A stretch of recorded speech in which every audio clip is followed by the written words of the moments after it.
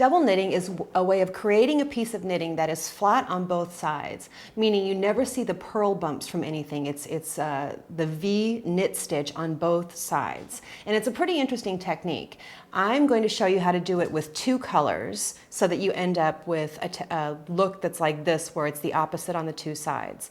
First, let's take a look at this piece here. This is a Harry Potter book scarf is what it's called, a bookmark. And if you want to find this pattern, it's not my pattern, if you want to find this pattern, just search for Harry Potter and book scarf on Ravelry and I'm sure you'll find it. But this is a good way of showing you what double knitting looks like. We have the flat knitting on this side in these colors, Raven's Claw, which I did an online quiz and found out that was my house. And then everything's the opposite on the other side. And the technique's pretty cool. We're going to go through that right now. I have two colors of yarn here, and I'm using worsted weight yarn in size 10.5 needles. Ideally, I would want to use smaller needles with this weight of yarn, but because I'm demonstrating, I'm going to use these bigger needles. To cast on, make a slip knot out of both strands of yarn together.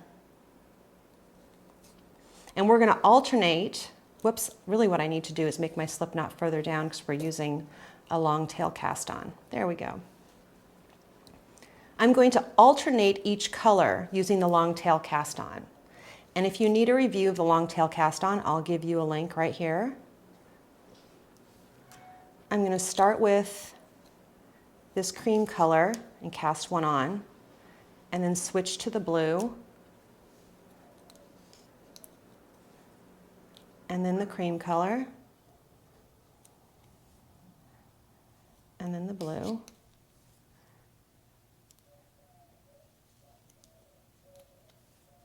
And you want to cast on an even number of stitches.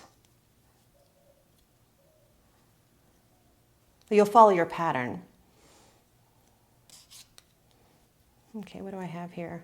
Two, that's one. The first one counts as one because that's double-stranded. So that's 2, 4, 6, 8, 9. And 9 is fine because the last stitch that I cast on, I'm going to do double-stranded, like that. Okay, so you have to remember that the first and last are double-stranded. That counts as one, and each one between is just single-stranded. Now when you start this, you start a row, you always slip the first stitch as if to knit. I should tell you there are a lot of different ways of starting double pointed knitting with different cast-ons. This is just my preferred way. Now I'm going to knit the next stitch. You see I have a blue there. With both strands of yarn in back, I'm going to knit the blue. Now I'm going to pull both strands forward and purl the cream color. Both strands back to knit the blue, and forward to purl the cream color.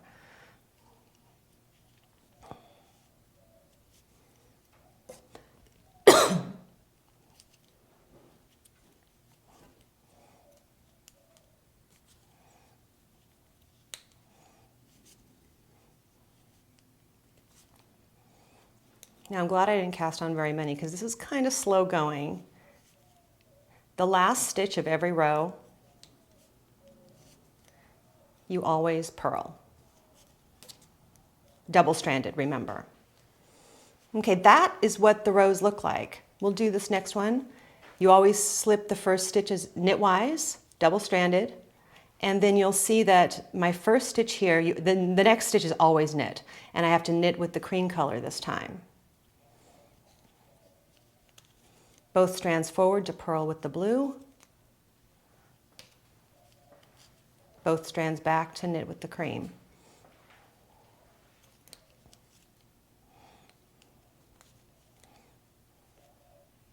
Sometimes I can really get on a run with this where I'm holding the yarn just right and I don't have to keep separating the two strands.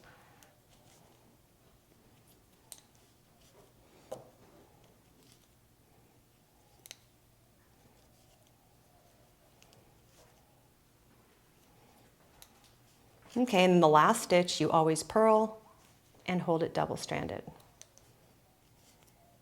Now what we have here is kind of hard to see because, like I said, I would want to use smaller needles if I was really working on a project. But we have a cream side and a blue side, and it's knit on both sides. Now when we're looking at a pattern like this, well, this effect would just give me a solid strip of knitting with no pattern in it, of course. When you're looking at something like this, it's pretty interesting the way this works. You see the first 2 rows here are done just like I did, then the pattern starts. And when I knit this book scarf, this comes in a chart that you'll be reading. So the first one is knit the gray, and then you would purl the blue, because whatever happens on this side, the opposite happens on this side. And when you're knitting this side and purling the opposite stitch, the purls become this side. Does that make sense? So whatever you see on the chart, like this is gray, blue, blue, blue, gray, gray, gray, blue, blue, blue. When you knit a gray, you always purl a blue. When you knit a blue, you always purl a gray. Knit a blue, purl a gray, knit a blue, purl a gray, knit a gray, purl a blue. So it becomes kind of a mind twister while you're doing it, because the chart only shows one side, and the opposite side is just the opposite of what you're doing. Whatever color you knit on this side, you purl on the other side. It's pretty fun. It's kind of a brain twister. Like I said, it keeps you on your toes. So you won't be drinking any wine while you're doing a chart in double knitting, but it is a pretty fun technique.